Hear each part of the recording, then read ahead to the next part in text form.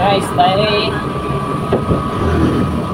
nagawa ng palaman na sukuruan.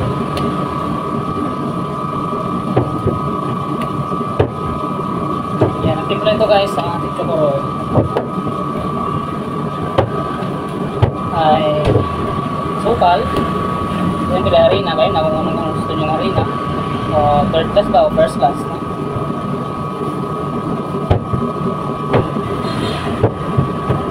Yan, mga nasa 1 kilong harina lang. Okay, sa 1 kilong harina mga nasa 3/4 pa sukal. Yan naman, buwan tayo na yung cheese, yung pinaka-powder niya. Kasi importante din yung powder na.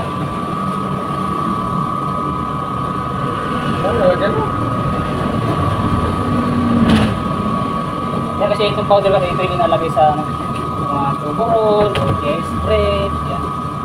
Siyempre lagyan natin siya ng breadcrumbs para makubango ng ano. Kaya haluin lang natin bago natin siya lagyan ng margarine.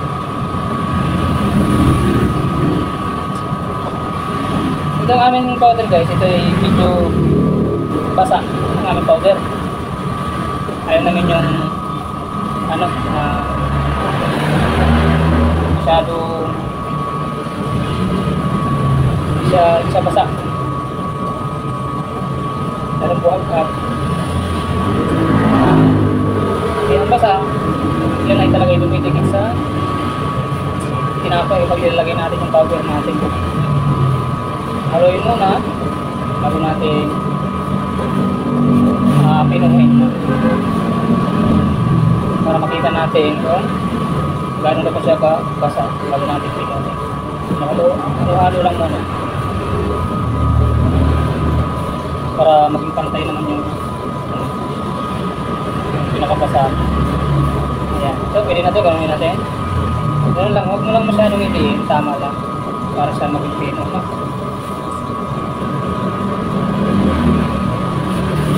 Sa itong powder na ito guys, talagang mabango ito. Tingnan mo yun. Siyempre, pag kinain mo na rin, pero kailangan ito rin. Kainin mo na nila oh. Diba? Ganito lang guys ha. Para sa mag-upin, gano'n lang. Gawin natin. Yan.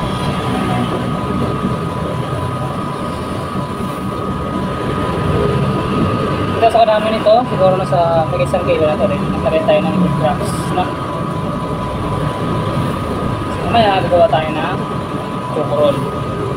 Dati nagagawa kami ng cheese spread dito. Aga gusto lang siya, kaso mas gusto ng ano, ng paggawa ng munay. Lagi talaga sa munay pag nalang sa cheese spread. Ano niya? Ito, sabi ko na ilang oras na palisan natin. Lagyan ng tubig ito arin na. Ganito lang gagawin natin. Yan. Para ipagano natin ating palad. Tapos gano'n. Para magpino siya. Huwag na masyadong liin. Para maganda yung pagkapino ng ating test. Ano yung cheese kasi? Pag sinala mo sa oven, maganda yung medyo basa. Kasi hindi siya agad-agad na susunod. Kaya kung masyado siyang parang tuyo, hindi siya basa, mabilis masunod. Ha?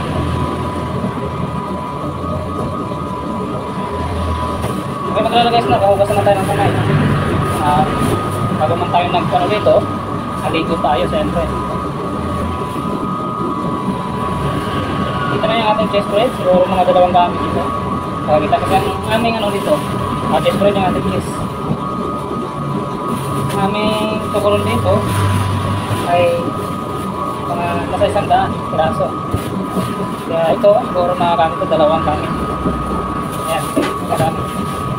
Magiging 1 kilo na ito. Kasi ito ang ating tukulong.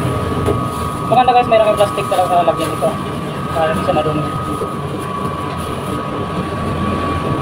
So, lagyan natin sa baba. Hindi na tako. Yeah. At siyempre, kunin natin yung camera natin. Kasi pakita natin sa inyo yung ating nagawa. Yan, kita ito. Meron tayo pang dikoko para tayo munay. Yan lahat ang nagawa natin ngayon. Mga alas 4 tayo pumasok. Yan pa lang nagawa namin. Susunod ay ano naman yung pandesal ay pinahalo naman. Ayan guys, nandito na ang video. Thank you for watching.